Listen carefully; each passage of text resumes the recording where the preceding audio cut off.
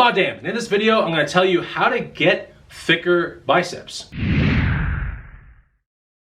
What's going on, guys and gals? Chris with the BODDAMN channel. This channel is all about food and fitness and how to live an active, healthy lifestyle. In this video, we're going to be talking about how to build thicker, bigger biceps, right? So don't forget to follow me on Instagram at BODDAMN. You can get the free muscle building guide as well. It'll teach you some great tips on how to build some high quality natural muscle. Okay, let's get right to the meat of what I want to talk about right here, and that is how to get thicker biceps, right? If you don't have thick biceps, you should start asking yourself, do I want thick biceps or do I just want bigger arms in general? And that's for a different video. Actually, I think the video before this, or the two videos before this, is how to get thicker arms.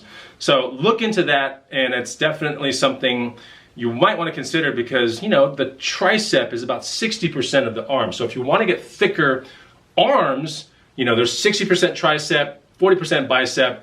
Think about it like that. If you just get bigger biceps, I mean, you'll get thicker arms for sure, but it'll look way better if you make sure that with proportions, your tricep comprises that 60% like it should. So don't just go for bigger biceps, like make sure your tricep is also big too.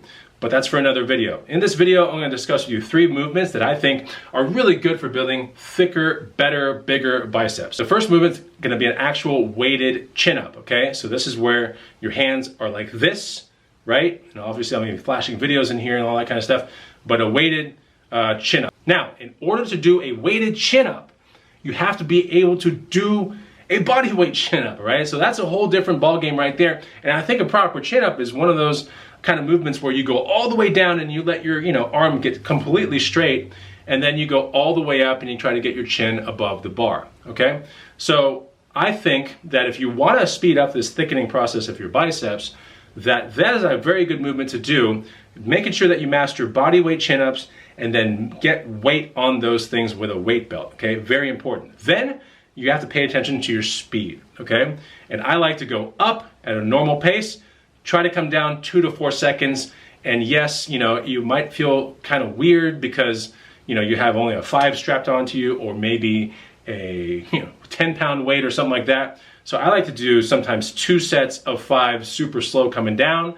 And then I like to do like 1 set of 3 like all out, okay? So if I look at my rep range on weighted chin-ups, it would be 2 sets of 5 with slow negatives, and then 1 set of 3 AO all out. And that one is one where obviously the 2 sets of 5 have been done, so my biceps and the nervous system kind of ready for the weight and the pathway and all that kind of stuff, the path that the weight's going to take, and then I'm ready and I can accurately gauge, like, okay, if I have 10 strapped onto me and I have high control on that, then I should be able to knock out 3 fast with 25 strapped onto me, potentially 45, things like that. So that's kind of like my thought process with that. But I want to make sure to let you guys know that weighted chin-ups are definitely something you want to be putting in your arsenal. The second one that I want to discuss with you are these hybrid Zotman curls that kind of hard to explain, but as you watch the video, you'll see what's going on. You basically bring the weight all the way up, and then you put it to like a halfway position. You hold it there for a second, flip the weights, and then you come down pretty slow. So I like doing these hybrid Zotman curls a lot because they do put a lot of stimulus into the bicep region. And on top of that, they actually help get your forearm, right, nice and thick too. So you kind of get a double whammy with this exercise. But the key about this exercise is to just keep it slow, like go up at a normal rate, come to halfway, flip, and then slow down. So when you come down to that halfway, that's an isometric hold right here. You flip it, you're still holding, you come down real slow. I mean, it's just a burner for like everything. I like to do about 7 to 8 reps, 3 sets of 7 to 8 reps on that. Takes a little bit longer than normal, because you're not sitting there just curling like this. You're actually putting a lot of thought behind it and slowing things down and holding certain positions. So yeah, the hybrid Zotman curl is definitely exercise number 2 that you guys should be doing to get thicker biceps. Number 3 for thicker biceps, a standard incline curl is always really good. I used to do incline curls where when I would come to the bottom of the movement, I would get my hands back to like this position, like right here. I'll back up a little bit.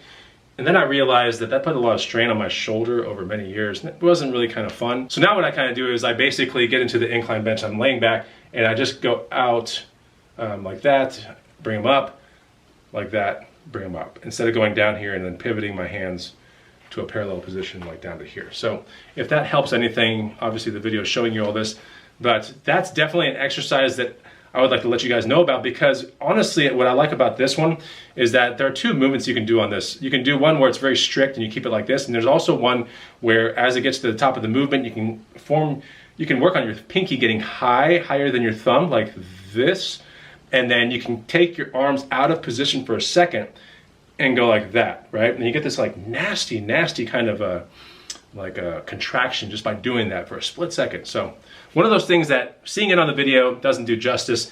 Getting on the incline bench and actually doing it and remembering like going like that for a second, you'll see what I'm talking about. But again, everything controlled as slow as you can get it.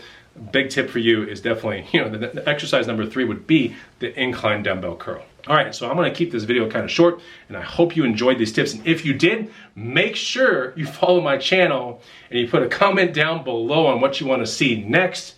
But I appreciate you spending some time here with me, and I'll see you on the next video. Take it easy. Goodbye.